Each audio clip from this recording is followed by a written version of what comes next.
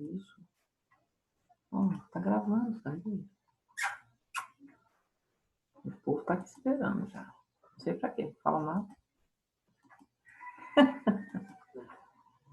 Quero que falem. Falem, pessoas, falem.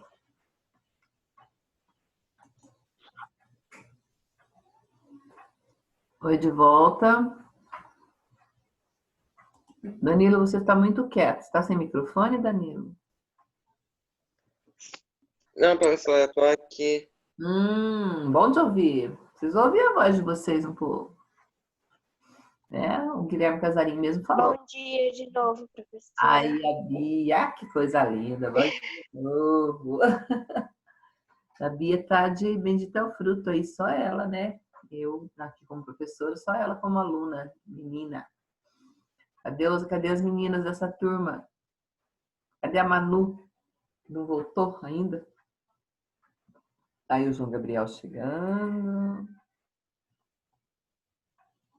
Tá uma preguiça nessas primeiras aulas, né? E parece que vai chegando o fim de semana, vai ficando mais difícil, né? O que vocês acham?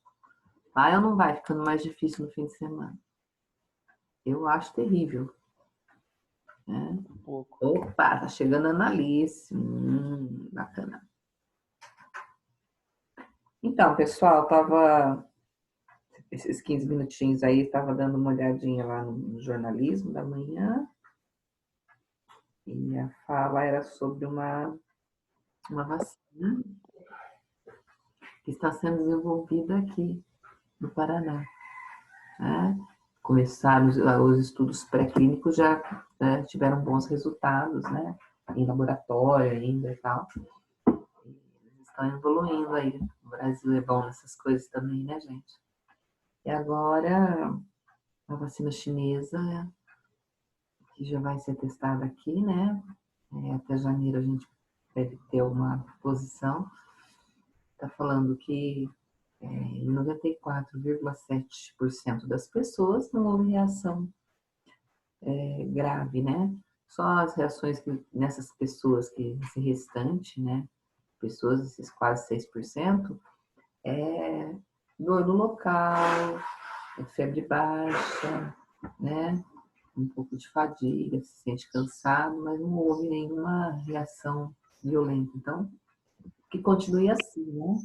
E que as pessoas testadas aqui também não apresentem essas reações para que haja, então, finalmente, algo que a gente possa realmente empregar, utilizar, começar a combater essa doença. Tá difícil, hein? Tá difícil. Dá um cansaço na gente se ver, assim, impossibilidade de tudo, né? E como é que tá a vida de vocês aí? Eu não poder estar na rua, não poder ir a lugar nenhum, não poder fazer nada. E até o que a gente tem que fazer, a gente fazer com medo, é muito ruim, né? Mas você pode ir ao mercado quando precisa, eu vou. Mas não é uma boa, né? A gente vai porque precisa ir. Você vai à farmácia, precisa ir, né? Tem que trabalhar, tem que andar para lá e para cá. Quem precisa sair de casa para isso também, não seria pior. Você ficar só dentro de casa, você sair. Eu acho que sair se expõe mais ao risco, né?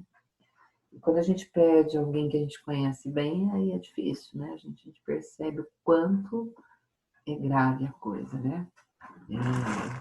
Eu sempre tive noção da gravidade, mas há pessoas muito próximas que a gente vê ir embora, partir assim, sem.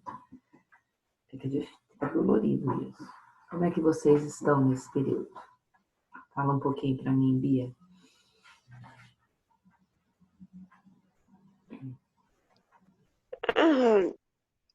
Cansativo e. Não sei, é diferente.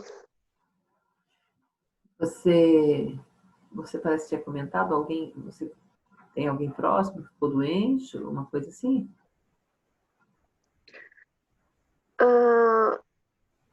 O meu pai, a gente pensou que ele tava, só que não era. Uhum. Acho que também é muito do psicológico da gente. Mexe muito. Uhum.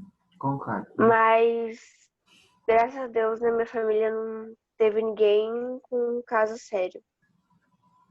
Certo. Então, alguém teve alguma experiência aí? Quer contar ou prefere não falar, sei lá? Mas eu, por exemplo, na semana passada perdi uma pessoa conhecida, bem próxima, que eu tinha amizade há muitos anos. E aí é assustador, né? Quando você perde alguém assim, fala, meu Deus, como assim, né?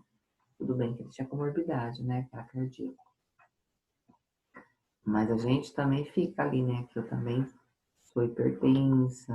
Aí você vai vendo as pessoas próximas a você que tem comorbidade, vai assustando, né? O jovem geralmente passa sem perceber, mas, mas alguns estão sofrendo bastante, né? Tem muita gente hospitalizada. Agora há pouco acabou de falar, em Curitiba, 24 horas morreram 13 pessoas. 13 mortes confirmadas de Covid, né? Então ainda está muito alto esse número, né, gente? Ainda está muito elevado. O Paraná ainda está ali em estabilidade, não conseguiu descer ainda, né? São Paulo voltou a subir o número de casos, Amazonas também. Então é ruim quando a gente vê isso, né? Já morreu tanta gente, já foi um sofrimento, parece que não sai da gente, né? Tem que ficar lacrado aqui no Brasil e fica, né? Tá difícil. Alguém quer comentar alguma coisa? Oi, Andrei. Alguém quer comentar alguma coisa?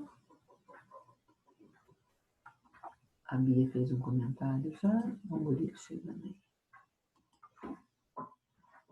Lucas, Andrei, Analice.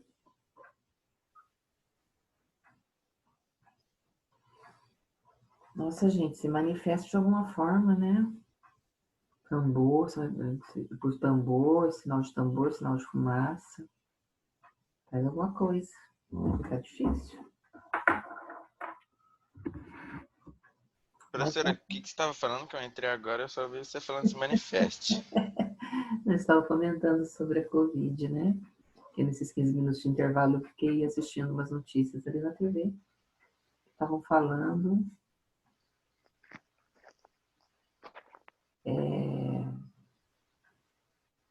sobre o número de casos, que ainda está altíssimo em Curitiba. Eu parei para ler o que estava escrito ali. Sobre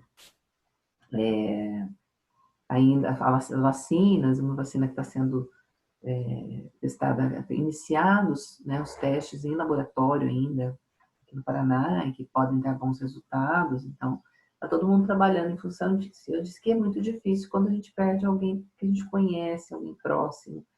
E aí que a gente toma um pouco mais de noção. Nossa, a coisa está muito séria, né? Sair de casa está muito perigoso, mas também ficar só em casa está muito difícil. Eu perguntei se alguém tinha alguma experiência disso, perdeu alguém Ah, próximo.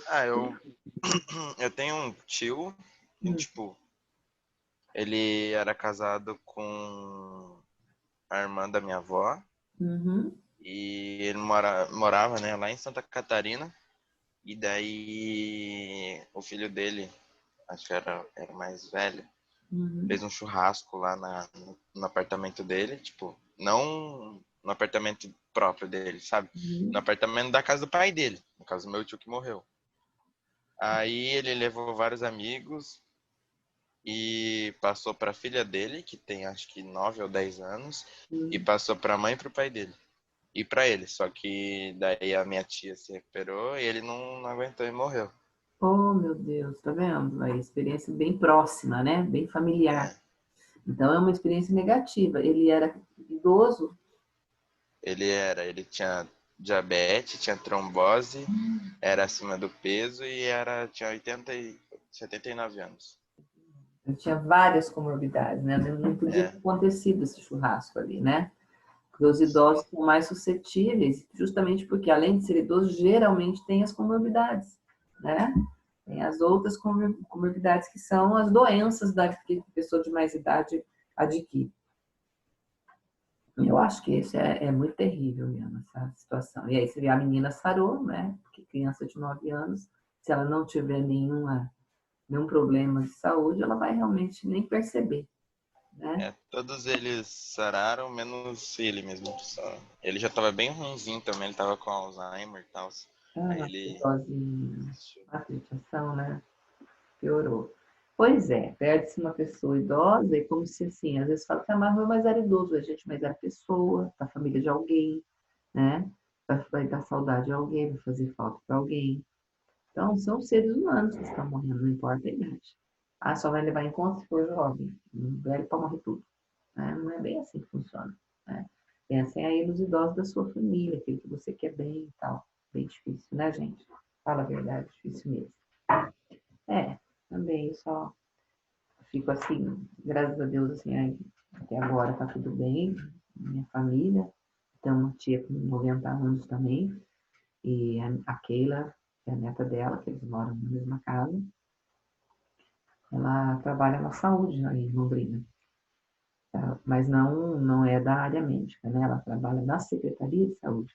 Ela está bem por dentro de tudo que está acontecendo, ela tem bastante medo, principalmente pela avó e pela mãe, porque a mãe teve um AVC já, então fica mais debilitado, obviamente, bem debilitado. Então tem todos esses cuidados aí de chegar diretamente já, de chegar já tirando os sapatos, já lavando as mãos, pondo álcool, e tomar banho para poder trocar de roupa, não chegar perto da avó com aquela roupa que ela chega. Então, assim, ela tem muito medo de levar o Covid para casa, né? Eu também tenho esses cuidados aí básicos, mas a gente não consegue ser 100%, viu, gente? Por mais que se tente. A gente acaba... Claro que os cuidados essenciais de estar com álcool gel e máscara e lavar as mãos, essas coisas a gente tem que fazer e é fácil, né? Mas sempre a gente dá uma bobeada, assim, sabe? Por isso que esse contágio não acontece. Ele é muito fácil, né? O contágio é muito fácil. Diferente de outras doenças, é rapidinho. E é isso que faz, né? Porque o vírus, ele é um vírusinho que você lava com água e sabão, ele some, mas o contágio dele é fácil. Bom, então eu vou voltar agora a falar sobre, então, o arcadismo. E agora nós vamos entrar nele propriamente dito. Até então, falamos do que estava acontecendo, das ideias que estavam chegando, dos grandes pensadores, escritores, iluministas, as ideias dele dessa questão de olhar mais o lado racional e de pensar na forma que cada um pensava, de que Deus era o centro não é o criador do mundo, mas que depois que ele criar o mundo, não podia mais intervir nos rumos que o mundo ia ter. Outro de dizer que o mal se emana da razão do ser humano, né? Se emana do ser humano e que só a razão pode resolver isso, né? O Rousseau que diz que também o homem é corrompido pela civilização, né?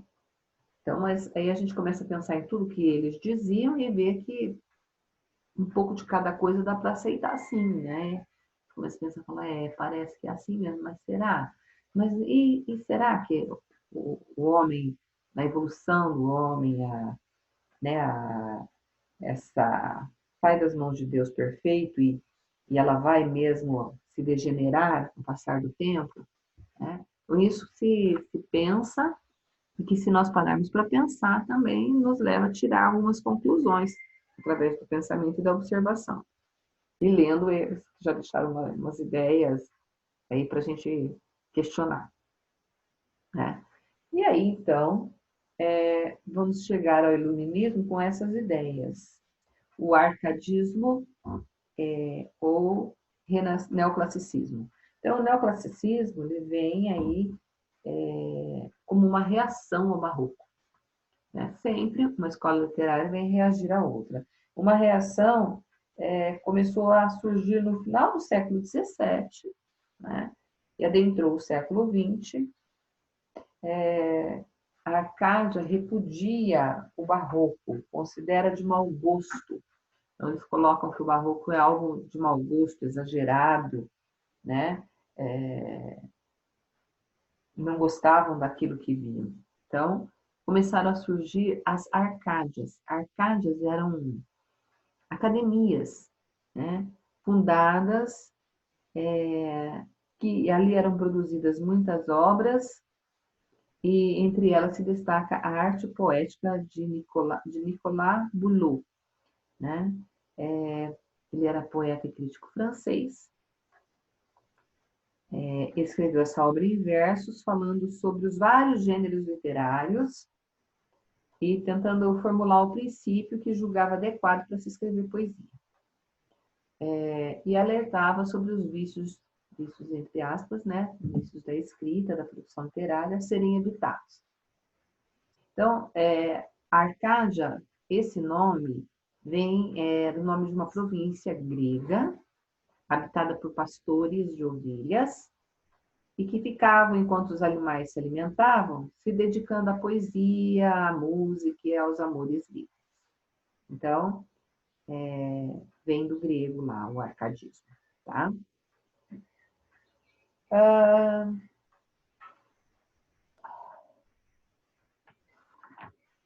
Com relação... Tá. Tchau.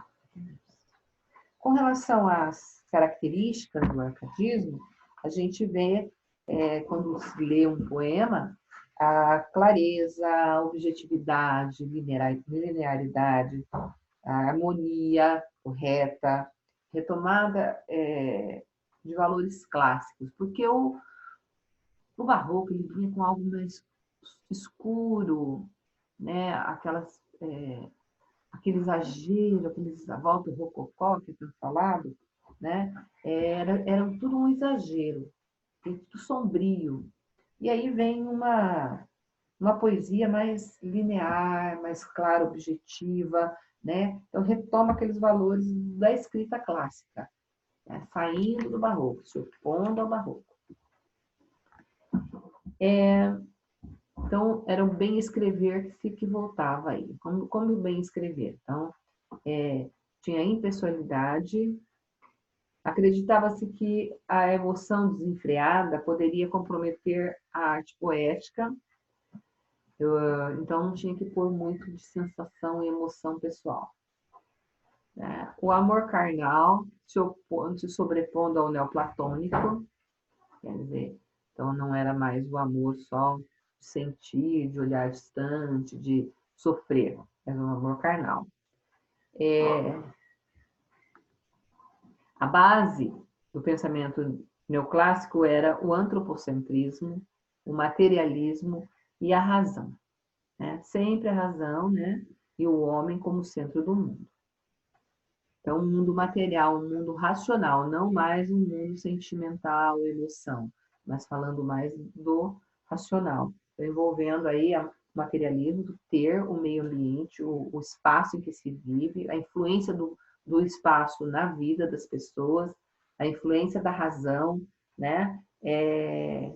E o antropocentrismo, que era o homem ser o centro do mundo e não mais Deus. Além da impessoalidade, eram usados alguns clichês, esses clichês latinos indicavam que se acreditava ser a boa literatura. Então, aí nós vamos ver o famoso Carpe Diem. Já viram falar em Carpe Diem? Carpe Diem, alguém já ouviu falar?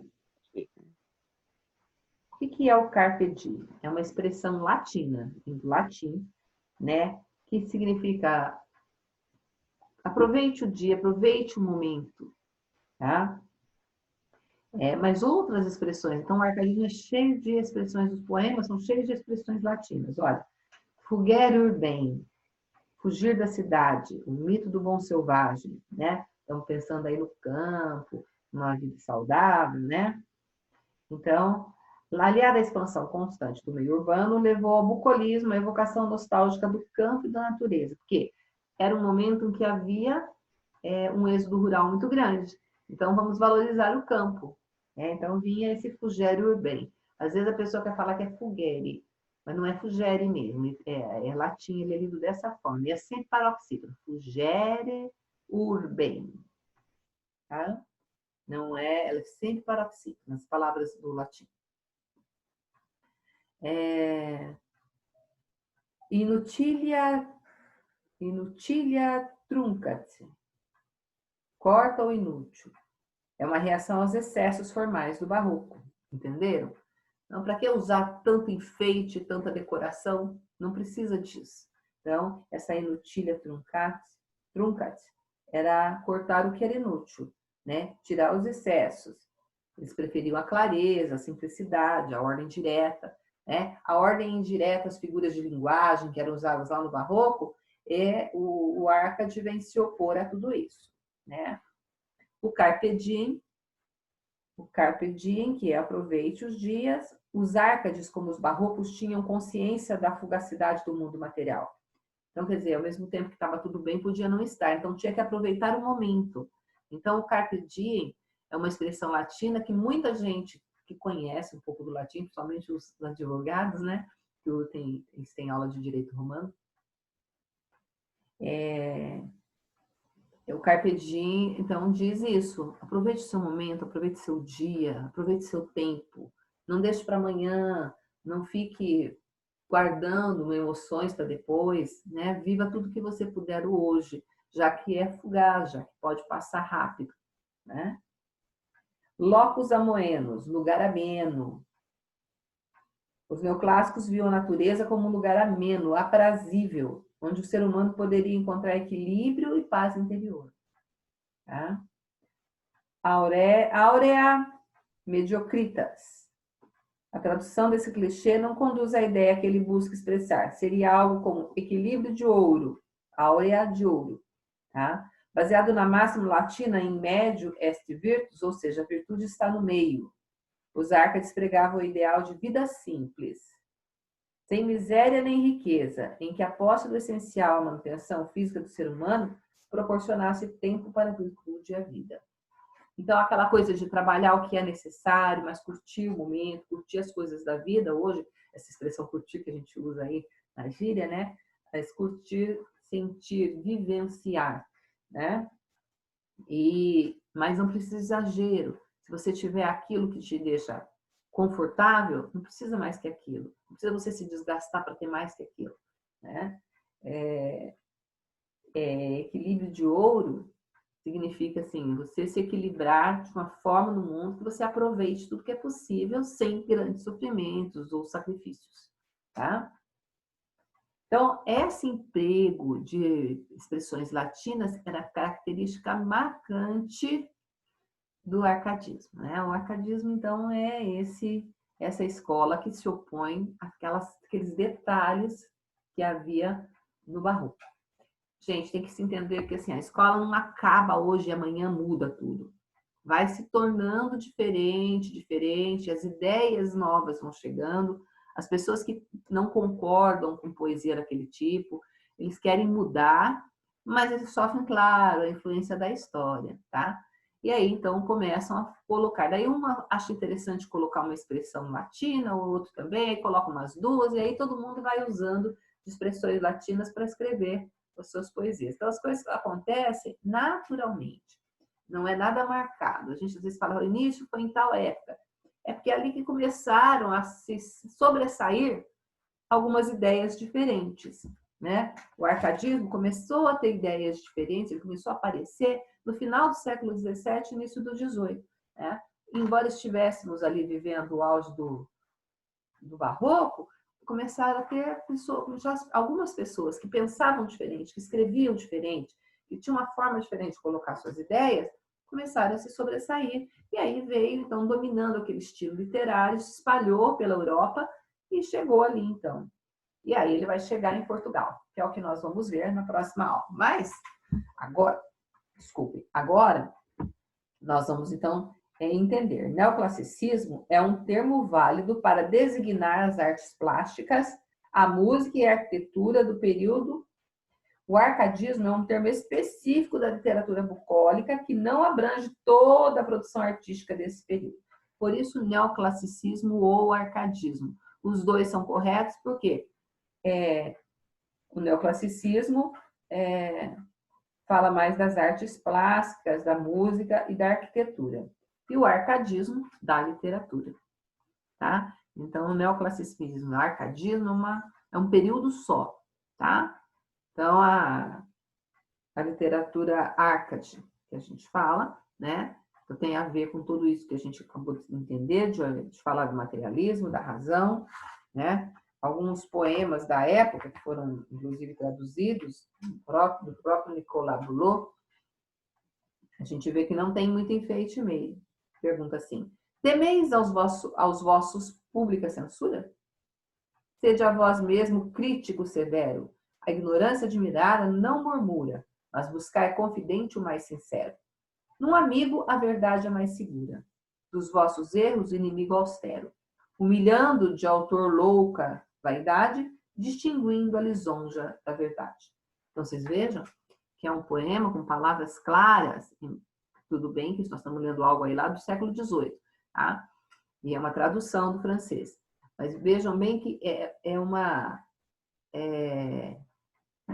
linguagem clara, é um pensamento objetivo, né? Então, é um poema mais fácil de se entender do que você ler um poema lá do Gregório de Matos, pedindo a Deus que tenha piedade dele, pedindo perdão, né? Quando ele fazia a crítica era um pouco mais fácil, mas quando não, mas mesmo assim, o barroco todo, mesmo as artes plásticas, a gente vê que ela é bem diferente, ela é muito, muito cheia de detalhes. Então, os poemas também eram assim, ricos em detalhes, né? Em figuras de linguagem, como a gente viu, prosopopeia, antítese, né? As figuras que fazem lá as coisas, enriquecem o poema barroco, né? Já no arcadismo, nós não vamos ter figura de linguagem. Muitas vezes nós vamos ter algumas expressões latinas que vão cercá-lo. Mas não é todo o poema Árcade que vai ter expressão latina, tá, pessoal? Vocês vão encontrar muitos, mas não é todo. Então, vamos sempre lembrar que essas expressões latinas, elas vêm. Então, a escola literária que mais fez uso dela foi o arcadismo. Tá? Nada impede que hoje um autor atual use uma expressão latina, mas de repente ela vai ter uma outra finalidade dentro do poema, né? Ali as expressões latinas eram incentivando, né, a se fazer aquilo, a entender aquilo. Hoje pode ser somente para explicar alguma coisa que se citou, né? Então a literatura atual é aquela que vai ficar na época da gente aí, de vocês, para o futuro. E com o que será que vão pensar lá quando chegar, por exemplo, vamos falar daqui a 300 anos, tá? Então, vamos falar em 2300. Gente, será que eles vão dizer o que da nossa literatura? Né? Que quando contar a história do mundo, né? Como que começou? Começou assim. Aí, quando chegou ao Brasil, o que estava acontecendo no Brasil? Né? O que houve nesse período? Houve a grande pandemia, né? A tecnologia avançou muito, todo mundo já tinha os seus computadores. Aí vão rir, né? Tem computador, todo mundo tem computador, né? Nossa, que computador mais antigo, eles usavam assim, que horror, né? Talvez lá no 2300 já tenham aquele robô empregada, aquela empregada que fala e que faz as coisas, e cozinha, lava a louça, limpa tudo. As meninas vão adorar, né? Provavelmente a gente já vai estar tão adiantado nessa questão tecnológica que não dá nem para imaginar o que pode acontecer, porque nós já sentimos essa evolução. Eu, que sou de outra época, eu sinto mais ainda, né? Porque eu vi isso se desenvolver. Vocês já nasceram com esse desenvolvimento aí, e estão vendo a coisa melhorar cada vez mais, mas eu não. Eu nasci longe de saber que tudo isso ia existir. Eu nasci longe de saber que eu ia um dia estar sentado na frente de um aparelho falando com pessoas, ao mesmo tempo que todos me ouviam. Né? Nunca, na minha época, que se tinha era a televisão fazendo isso. Né? E já era uma coisa de louco para minha avó, por exemplo. Nossa, né? Como é que consegue fazer isso? E hoje eu estou aqui, né? Dando uma aula online. Escutem só que coisa interessante. Tá? Então, eu acho assim que vocês podem pensar já e depois no futuro se lembrar disso. Falar, nossa, olha aquilo que a professora falou. Né? Daqui a 30 anos. Né? Daqui a 30 anos, gente, não sei nem se eu estou aqui. Se eu tiver, eu vou estar muito velhinha. Agora, vocês vão estar aí no auge da idade madura. Né? Tá lá com seus 40 e tantos anos. Né? Todo mundo maduro já. e podendo falar alguma coisa a respeito do que viram. Mas daqui a 300 anos, hein, gente? Que legal. Queria ser uma mosquinha para ver o que está acontecendo. Tá? Bom, então eu vou fazer a chamada de vocês, tá? Meus lindos e mudos alunos. Judiaria. Ninguém fala nada. Bom, manifestem-se, porque senão eu dou falta, tá? Ontem dei falta para aluno que não respondeu. Tô manifestando aqui, professor. Tô manifestante aqui, pô. Ah, você e a Bia se manifestaram muito. O Guilherme Casarim também ainda falou alguma coisa aí comigo. Mas os demais, Aí, né? o Danilo, né? É isso aí, Bia. Mas assim, é porque às vezes não tá, eu não vejo aqui na hora, não sei se está aí. Mas os demais, eu acho que vão estar tudo certinho. Vamos lá. Deixa eu fazer a chamadinha de vocês. A Annalice está, a Beatriz está, o Danilo está, a Ellen está. Credo, Ellen, você não falou nada. Como assim? É porque ela tá vendo filme, né? Na Ah, Netflix. Ela tá no WhatsApp, pô. Que feio ver filme na hora da aula. Que falta de responsa. Meu Deus do céu. Olha só, eles ficam colocando você contra mim. Ô, Ellen, cadê tua irmã nas aulas, hein? Vixe, professora. É, Ela não... avisa aí que eu não tenho visto muito ela, não, tá? Tá bom. Guilherme Casarim tá aí, o Henrique não tá hoje, né, o Guilherme Henrique? João Gabriel tá mudo, mudo, mudo, mudo. José Luiz não está. Lucas tá aí. Manuela não está nessa, estava na outra, né? Não dá não agora, né, Manu? Não. Maria Fernanda, tá aí? Na primeira ela estava. Ah, está também. Tá certo. Eu tô, professora. Então tá bom. Murilo também tá. João Vitor, gente, vocês não têm falado com ele? Ian tá aí. Santiago não, né? O Adilson também nunca vem. O Adilson é folgado, viu? Vou falar isso pra ele. Fala, Adilson, você é folgado. Fernanda. Também nunca vem. Já falamos isso lá pra Marina. Andrei, tá aí. Beleza. Então, tamo aí, né, João Gabriel, seu lindo? Gosto de ouvir vocês. Gente, fiquem bem. Até a última aula, tá? Produção de texto. Beijo. Até. Tchau. Beijo. Tchau. Tchau. Ah, eu tenho que salvar aqui. Espera lá. Aqui. Agora eu posso ir embora.